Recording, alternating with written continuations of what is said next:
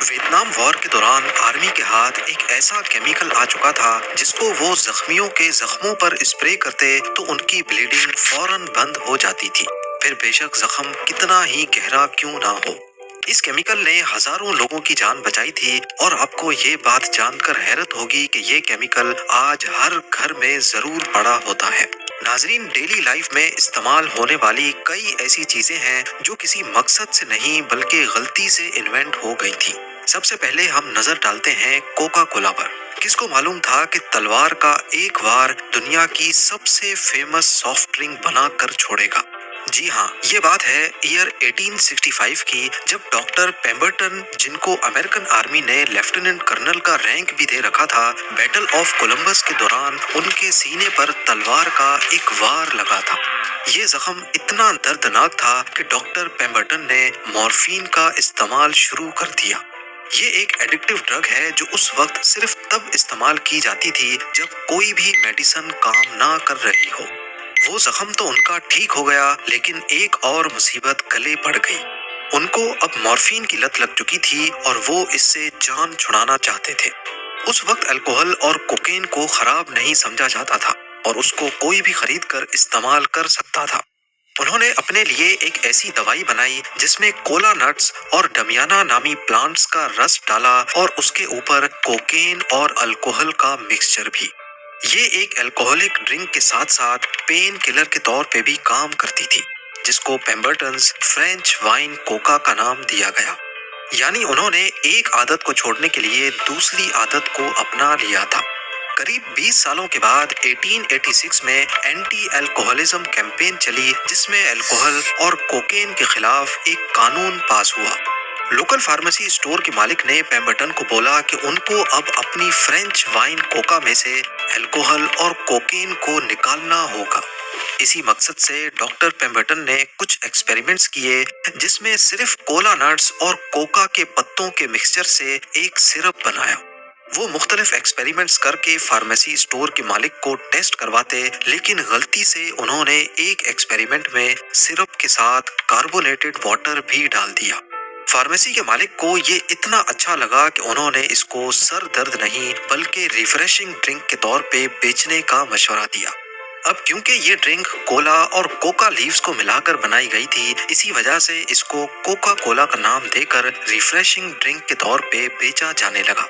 دنیا کی پہلی کوکا کولا صرف 5 سینٹس میں بکی تھی، اور پیمبرٹن جانتے تھے کہ ایک دن یہ نیشنل ڈرنک ضرور بنے گی۔ اپنی بیماری اور بینکرپسی کی وجہ سے انہوں نے اپنی اس ڈرنک کا فارمولا فیمس بزنس ٹائکون ایسا گریگ اسکینڈر کو صرف $238 میں بیچ دیا۔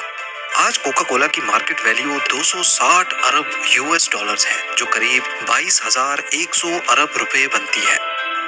نمبر 5، کیا آپ کو معلوم ہے کہ ویتنام وار کے دوران ایک ایسا کیمیکل تھا جس نے ہزاروں زخمی سپاہیوں کی جان بچائی تھی؟ ڈاکٹرز فرسٹ ایڈ کے طور پہ اس کیمیکل کو سپاہیوں کے زخموں پر اسپرے کرتے تھے، جس سے زخم فوراً سوکھ جاتا تھا اور بلیڈنگ بند ہو جاتی تھی۔ یہ کیمیکل کوئی اور نہیں بلکہ سپر گلو تھی، جو آج ہر گھر میں موجود ہے۔ اور سب سے انٹرسٹنگ یہ کہ سپر گلو بھی غلطی سے ایجاد ہوئی تھی۔ ورلڈ وار 2 کے دوران سولجرز کو سب سے بڑا مسئلہ تھا کہ جب وہ اپنی گن سے فائر کرتے تھے تو نشانہ ٹھیک جگہ پر نہیں لگتا تھا۔ اس مسئلے کو حل کرنے کے لیے US آرمی کو ایک ایسے نشانے کی ضرورت تھی جو بالکل صاف پلاسٹک کا بنا ہو، تاکہ اس کے بیچ سے سب کچھ آسانی سے نظر آ سکے۔ اس کلیئر پلاسٹک کو بنانے کے لیے کیمیکل انجینئرز کی ایک ٹیم ہائر کی گئی، جس میں ڈاکٹر ہیری کوور بھی تھے۔ یہ لوگ کلیئر پلاسٹک بنانے کے چکر میں ایک ایسا کیمیکل بنا بیٹھے جو ضرورت سے زیادہ ایڈھیسو یعنی چپکنے والا تھا۔ سیانو ایکریلائٹ نامی یہ کیمیکل گنز کا نشانہ بنانے میں کام نہ آ سکا۔ 9 سالوں کے بعد 1951 میں doctor Harry Kovoor codec company میں جاب کر رہے تھے، جب یہاں جیٹ انجن کی کینوپی یعنی اس کے کور بنانے کے لیے کچھ ایکسپیریمنٹس کیے جا رہے تھے۔ اس موقع پر ڈاکٹر ہیری کوور نے ایک بار پھر سے سیانو ایکریلائٹ کو ان کے سامنے انٹروڈیوس کروایا، لیکن اس بار بھی اس کیمیکل کو حد سے زیادہ ایڈھیسو ہونے کی وجہ سے ریجیکٹ کر دیا گیا۔ اتفاق سے اس وقت کوڈیک کے کسی دوسرے کیمسٹ کا ریفریکٹرومیٹر ٹوٹ گیا تھا، तब डॉक्टर हैरी कूवर को आइडिया आया कि उनके पास ऑलरेडी इसका सॉल्यूशन है और वो कोई और नहीं बल्कि सयानो एक्रेलाइड ही था। उन्होंने इस केमिकल की मदद से उनका महंगा रिफ्रैक्टोमीटर सेकंडों में जोड़ दिया।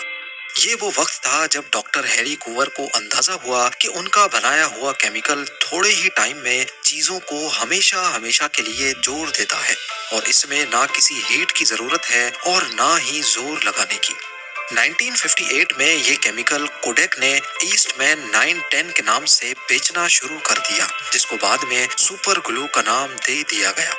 चीजों को जोड़ने के साथ साथ सुपर ग्लू को फॉरेंसिक इन्वेस्टिगेशन में फिंगरप्रिंट रिकॉर्ड करने के लिए भी इस्तेमाल किया जाने लगा। सुपर ग्लू को गर्म करने पर इसके जो फ्यूम्स बनते हैं वो ना दिखने वाले फिंगरप्रिंट से रिएक्ट कर जाते हैं और मिनटों में जब सुपर ग्लू सूख कर सख्त हो जाती है तो उसमें फिंगरप्रिंट के निशान छपे होते थे। इन सभी इस्तेमाल के साथ साथ पहले सुपर ग्लू कट्स में ब्लीडिंग बंद करने के लिए फर्स्ट एड के तौर पे भी इस्तेमाल होती रही है, लेकिन इस मेथड को घर पर कभी ट्राई ना करना। नंबर 4, ब्लड प्रेशर चेक करना हो, बच्चों के शूज को टाइट करना हो या फिर मोबाइल लैपटॉप के चार्जर की वायर को लपेट कर बंद रखना हो, हर घर में हुक एंड लूप टेप का इस्तेमाल जरूर होता है, जिसे अक्सर वेलक्रो भी कहा जाता है। लेकिन क्या आपको मालूम है कि इसकी इन्वेंशन का आइडिया एक ऐसे मौके पर हुआ था जब 1941 में जॉर्ज डी मेस्ट्रल नामी इलेक्ट्रिकल इंजीनियर एल्प्स के पहाड़ों पर अपने कुत्ते के साथ हाइकिंग पे निकले थे। वॉक के दौरान बर्डॉक प्लांट के सीड्स उनके सॉक्स, कपड़ों और उनके कुत्ते से बार बार चिपक रहे थे। उन्होंने नोटिस किया कि सिर्फ हल्का सा टच होने पर ही बर्डॉक इनके कपड़ों से चिपक जाता है। वो कुछ बीज अपने साथ घर ले गए जहां उनको माइक्रोस्कोप से देखा। मालूम पड़ा कि इस सीड के कांटों की टिप एक हुक की तरह बनी हुई है जो कपड़ों पर मौजूद छोटे छोटे लूप्स में आसानी से फंस जाती है। ये प्लांट कुदरती तौर पे ही ऐसे बना है कि ये अपने सीड्स को पास से गुजरने वाले जानवरों के जरिए फैलाता है। जॉर्ज डी मेस्ट्रल को ये तरीका काफी हैरान कुन लगा। वो इस तरीके को इस्तेमाल करके कुछ यूजफुल बनाना चाहते थे, लिहाजा उन्होंने अपनी इस इन्वेंशन को 1955 में पब्लिक किया और अपने नाम से रजिस्टर भी करवा दिया। हुक एंड लूप टेप दो हिस्सों में आती है, एक में सिर्फ हुक्स होते हैं और दूसरी टेप में नायलॉन के लूप्स बने होते हैं। ये दोनों आपस में टच करते ही वैसे ही चिपक जाते हैं जैसे बर्डॉक सीड्स कपड़े पर चिपकते हैं। आज वेलक्रो 7 कंट्रीज में बनाया जाता है और इस कंपनी में करीब 2500 एम्प्लॉइज काम करते हैं। नंबर 3, वर्ल्ड वॉर 2 से पहले घरों में हीटर की जगह कोयले को इस्तेमाल किया जाता था, लेकिन इसकी वजह से पूरे घर में काले धुएं की लेयर चिपक जाती थी। तभी प्लेडो को इन्वेंट किया गया जिसको इस्तेमाल करके कालक को हटाया जाता था। लेकिन वर्ल्ड वॉर 2 के बाद नेचुरल गैस को हीटर के तौर पे इस्तेमाल किया जाने लगा। नोआ और जोसेफ की प्लेडो की इन्वेंशन अब किसी काम नहीं आ रही थी, लेकिन कुछ सालों के बाद 1950s में जोसेफ ने देखा कि उसकी बहन जो कि एक स्कूल टीचर थी, वो ये प्लेडो अपने स्टूडेंट्स को मुख्तलिफ चीजों के मॉडल्स बनाने के लिए दे रही थी। वहीं से उनको आइडिया आया और उन्होंने रेनबो क्राफ्ट्स कंपनी रजिस्टर करवाकर उसको बच्चों के खेलने के लिए बेचना शुरू कर दिया। नंबर 2, पेस मेकर और पेनिसिलिन के अलावा मेडिकल इंडस्ट्री में ब्लड थिनर्स की इन्वेंशन भी असल में इत्तेफाक से हो गई थी। ये बात है 1920s की, जब जानवरों में एक अजीब बीमारी नोटिस की गई। इस बीमारी में उनको इंटरनल ब्लीडिंग होने लगती जिससे हट्टे कट्टे जानवर भी मर जाते थे। तहकीक से मालूम पड़ा कि घास के ऊपर जम जाने वाले एक खास फंगस खाने की वजह से उनका ब्लड काफी पतला हो गया है। जब उस फंगस को डिटेल में समझा गया तो उसके अंदर एक खास केमिकल पाया गया जो असल में उनके खून को काफी पतला कर देता था। इस केमिकल को बाद में वार्फरिन का नाम दिया गया, लेकिन इससे पहले कि ये हार्ट अटैक और स्ट्रोक के पेशेंट्स को दिया जाता, अगले 30 सालों तक ये चूहे मारने की दवा के तौर पे इस्तेमाल किया जाने लगा। 1950s के बाद वार्फरिन को इंसानों पर भी इस्तेमाल करने का फैसला किया गया। इस जान बचाने वाली मेडिसिन को जिन पहले पेशेंट्स पर इस्तेमाल किया गया उनमें US president Dwight D Eisenhower भी थे, जिनको 1955 में हार्ट अटैक हुआ था और वार्फरिन के इस्तेमाल से उनकी जान बचाई गई। और अब नंबर 1, انسانوں کی سب سے بڑی کامیابی آگ کو جلانا تھی۔ جب سے انسان آگ کو جلانا سیکھا ہے، یہ ہمیشہ اس پروسیس کو آسان کرنے کی کوشش کرتا رہا ہے۔ ماچس سے پہلے آگ جلانا ایک بہت ہی مشقت والا کام ہوا کرتا تھا۔ کوئی پتھر رگڑ کر آگ لگاتا تو کوئی لکڑی کی اسٹک کو دوسری لکڑی پر رکھ کر اس کو ڈرل کی طرح چلاتا تھا۔ ایئر 1827 میں ایک برٹش فارماسسٹ جان واکر کچھ کیمیکلز کے ساتھ ایکسپیریمنٹ کر رہے تھے۔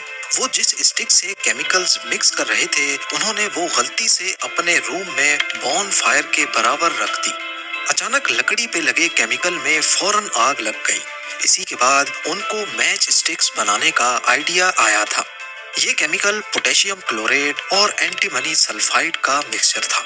جان واکر کی یہ انوینشن اتنی زیادہ کامیاب ہوئی کہ تب سے لے کر آج تک ہر گھر میں ماچس ضرور ہوتا ہے۔ لیکن جان واکر نے اپنی یہ انوینشن پیٹنٹ نہیں کروائی تھی۔ لوگوں نے ان کے فارمولے کو کاپی کر کے ماچس کے نئے نئے ورژنز بنانا شروع کر دیے۔ 1859 میں جب ان کی موت ہوئی، اس کے بعد سے ہی ان کو میچ اسٹک کا انوینٹر مانا جانے لگا۔